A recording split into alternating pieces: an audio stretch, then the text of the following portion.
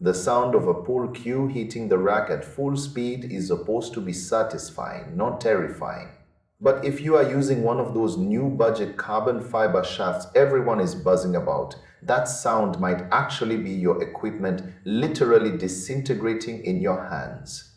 We have seen this massive shift lately where carbon fiber is no longer just for the pros with $500 to burn on a single upgrade.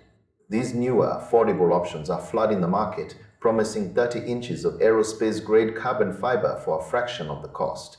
On the surface, it looks like a total win for the average player. You get that sleek black finish.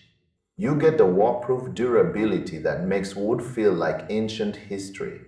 You even get the low deflection benefits that keep your shots laser straight without having to compensate for the ball pushing off to the side. But there is a massive catch hiding under that white collar at the end of the stick.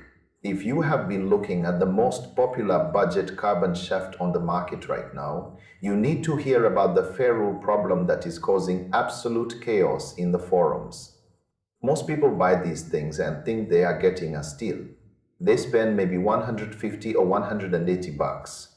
It feels great out of the box. Sure, you might have to wipe off some black factory residue with an alcohol pad, but that is no big deal.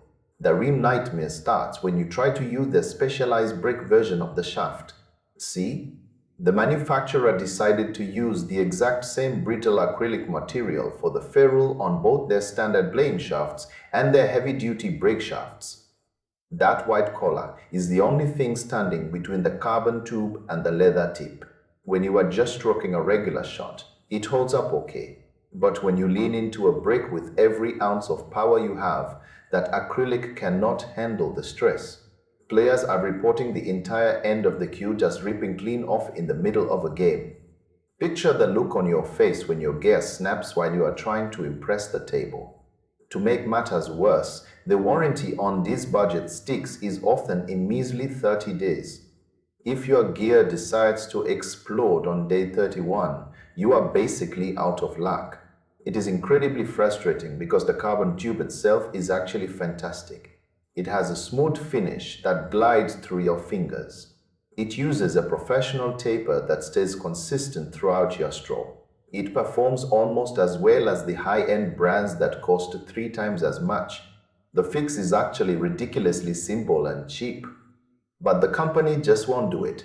You can swap out that brittle plastic for a medical-grade material that is virtually indestructible. There are guys out there testing this material with actual hammers and it just bounces back without a scratch. It costs about $5 for the part. If you are planning to pick up one of these for your main playing cue, you are probably fine. The force isn't high enough to cause a disaster. But if you want the version designed for breaking, you absolutely must budget for a ferrule upgrade the second it arrives. Do not even take it to the pool hall until you have replaced that weak link. It is the difference between owning a high-performance tool and holding a ticking time bomb.